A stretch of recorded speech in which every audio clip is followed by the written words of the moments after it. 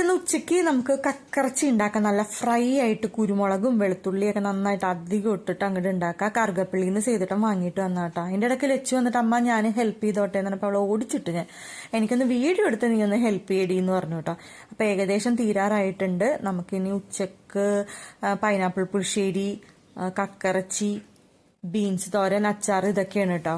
പുളിശ്ശേരി അടിപൊളിയായിരുന്നു, കക്കത്തോരനും അടിപൊളിയായിരുന്നു കേട്ടോ. എല്ലാവർക്കും ഭയങ്കര ഇഷ്ടപ്പെട്ടു കേട്ടോ. അതിൻ്റെ ഇടക്കാണ് നമ്മുടെ ലച്ചുവിൻ്റെ ഒരു പല്ല് പോകുന്നത്. ഏറ്റവും ലാസ്റ്റത്തെ പല്ലാണ് കേട്ടോ. അതും കൂടെ പോയി കഴിഞ്ഞാൽ പിന്നെ ഇനി പല്ലില്ല പോകാനായിട്ട് കേട്ടോ. അപ്പം നമ്മൾ ഇൻസ്റ്റയിൽ ഒരു രസം കണ്ടിട്ടുണ്ടായി, അതും കൂടെ ഒന്ന് ട്രൈ ചെയ്യാമെന്ന് ഞാൻ വിചാരിച്ചു കേട്ടോ. അപ്പം തക്കാളി വേവിക്കാൻ വെച്ചിട്ടുണ്ട്. നമ്മൾ വെളുത്തുള്ളി, കുരുമുളക്, ജീരകം, ഉണക്കമുളക് ഒക്കെ കൂടിയിട്ടൊന്ന് അരച്ചെടുക്കുകയാണ്. അപ്പോഴത്തേക്കും നമ്മുടെ ഈ തക്കാളി ഇങ്ങനെ വെന്ത് അതിൻ്റെ തൊലി നമുക്ക് വേണ്ട, അരിച്ചെടുക്കുക. അല്ലെങ്കിൽ കൈവച്ചൊന്ന് കുഴച്ചെടുത്ത് ആ ജ്യൂസ് മാത്രം നമ്മൾ എടുക്കുക കേട്ടോ. കുറച്ച് പുളിവെള്ളം കൂടെ അതിലേക്ക് ആഡ് ചെയ്ത് ഡിഫറെൻ്റ് ആയിട്ടുള്ളൊരു രസമാണ് കേട്ടോ. ഞാൻ ഉണ്ടാക്കിയിട്ടില്ല ഇങ്ങനത്തെ ഒരു രസം. അതിന് കാച്ചി ഒഴിക്കലാണ് കേട്ടോ. കുഞ്ഞുള്ളിയും അതൊക്കെ ഇട്ടിട്ട് കായമൊക്കെ ഇട്ടിട്ട്. അപ്പം രസം ഇവിടെ നല്ല മല്ലിയിലേക്ക് ഇട്ടിട്ട് ഇവിടെ റെഡി ആയിട്ടുണ്ട്. എങ്ങനെയുണ്ട് മണം? കടയിൽ പോയപ്പോഴത്തേക്ക് നമ്മളൊരു ബിങ്കോ വാങ്ങിയിട്ടുണ്ട് കേട്ടോ. ഞാനില്ല ഇത് കഴിച്ചിട്ടേ ഇല്ല. അപ്പം അതും കൂടെ ഒന്ന് ട്രൈ ചെയ്യാമെന്ന് വിചാരിച്ചിട്ടോ. ഉച്ചക്ക് ചോറൊക്കെ തിന്ന് കഴിഞ്ഞ് ഞങ്ങളൊന്ന് ഇതൊന്ന് കഴിച്ചു നോക്കാമെന്ന് വിചാരിച്ചു. നല്ല എരിവുണ്ടായിരുന്നു. ലച്ചുവിന് നന്നായിട്ട് എരിയുന്നുണ്ടായിരുന്നു. 30 രൂപ അത്രേ ഉള്ളൂ. പിന്നെ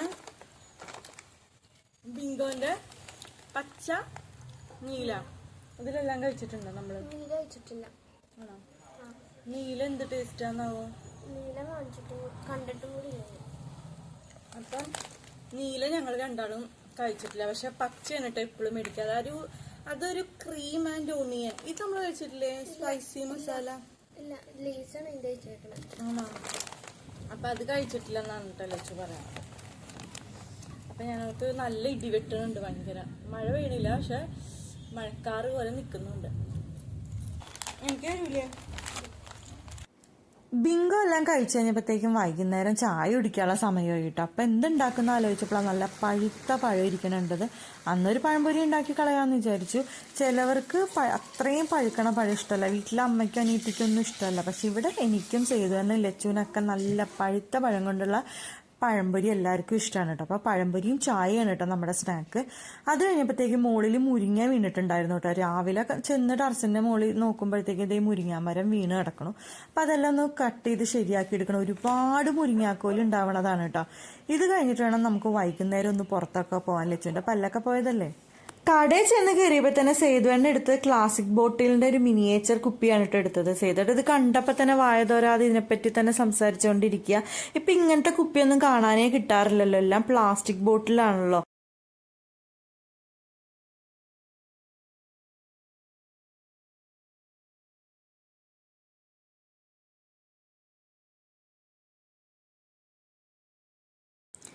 ഞാനും ലച്ചും പിന്നെ എടുത്തത് ഐസ്ക്രീമാണ് കേട്ടോ. ഞാനെടുത്തത് മാംഗോന്റെ ഒരു മാംഗോ ബാറും ലച്ചു എടുത്തൊരു ഐസ്ക്രീം ഷേക്കുമാണ് കേട്ടോ പറഞ്ഞത്. ഞാൻ എന്ത് ഐസ്ക്രീം എടുത്താലും ലച്ചുവിന് അതിൻ്റെ ഇടയ്ക്ക് വന്നൊന്ന് ടേസ്റ്റ് ചെയ്ത് നോക്കണം കേട്ടോ. എപ്പോഴും അതാണ് പതിവ്. പിന്നെ കോട്ടൺ ക്യാൻഡിയുടെ ഐസ്ക്രീം ഷേക്കുള്ള കാര്യം ഞങ്ങൾ ഇപ്പോഴാണ് കേട്ടോ അറിയണത്. എപ്പോഴും ചോക്ലേറ്റും റാസ്ബെറി, സ്ട്രോബെറി ഇതൊക്കെയാണ് കേട്ടോ മേടിക്കാറ്. ലച്ചുവിൻ്റെ സ്കൂളിൻ്റെ തൊട്ടടുത്തുള്ള കടയാണ് കേട്ടോ ഇത്. സ്കൂളുള്ളപ്പോഴത്തേക്കും ഇവിടെ വരാനേ പറ്റില്ല, അത്രയും കുട്ടികളായിരിക്കും കേട്ടോ. ഇത് കുട്ടികൾക്ക് വേണ്ടിയിട്ടുള്ള കടയാണെന്നാണ് കേട്ടോ എൻ്റെ ഒരു സംശയം. എല്ലാ സാധനത്തിനും ഭയങ്കര വിലക്കുറവാണ് കേട്ടോ. സിപ്പപ്പ്, ഐസ്ക്രീംസ് എല്ലാത്തിനും ഭയങ്കര വിലക്കുറവാണ്. അപ്പം നമ്മൾ വെക്കേഷൻ ആയതുകൊണ്ട് ഇവിടെ വന്ന് ഐസ്ക്രീമൊക്കെ കഴിച്ചിട്ട് പോകാമെന്ന് വിചാരിച്ചു കേട്ടോ. ഇടയ്ക്ക് ഞാൻ ലച്ചുവും വന്നിട്ട് ഇതുപോലെ എന്തെങ്കിലുമൊക്കെ വാങ്ങിയിട്ടൊക്കെ പോകാറുണ്ട്, ഐസ്ക്രീം, സിപ്പപ്പ് ഒക്കെ കേട്ടോ. അപ്പോഴൊന്നും ഈ കടയിലേക്ക് കയറാനേ പറ്റില്ല. ആദ്യമായിട്ടാണ് എന്താ പറയുക ഇത്രയും തിരക്കില്ലാതെ ഈ കടയിൽ നിന്ന് എനിക്കൊന്ന് കാണാൻ പറ്റണത് കേട്ടോ. ഞാൻ 5 രൂപയുടെ ഐസ്ക്രീമാണെന്നും പറഞ്ഞ് എടുത്തത് 10 രൂപയുടെയാണ് കേട്ടോ. ഞങ്ങളെപ്പോഴും 5 രൂപയുടെ ഐസ്ക്രീമാണ് വാങ്ങിക്കൊണ്ട് പോകാറ്. നല്ല ടേസ്റ്റ് ഉണ്ടായി. റാസ്ബെറി ഫ്ലേവർ ആയിരുന്നു. ലച്ചു വാങ്ങിയത് റെഡ് വെൽവെറ്റിൻ്റെ ഫ്ലേവർ ആയിരുന്നു കേട്ടോ. രണ്ടും അടിപൊളി ടേസ്റ്റ് ഉണ്ടായിരുന്നു കേട്ടോ. എന്തായാലും കൊള്ളാം. പിന്നെ ഗോലി സോഡയൊക്കെ ഉണ്ട് കേട്ടോ ഇവിടെ. അങ്ങനെ കുട്ടികൾക്ക് പറ്റിയ ഒരുപാട് ഐറ്റംസ് ഇവിടെ ഉണ്ട് കേട്ടോ.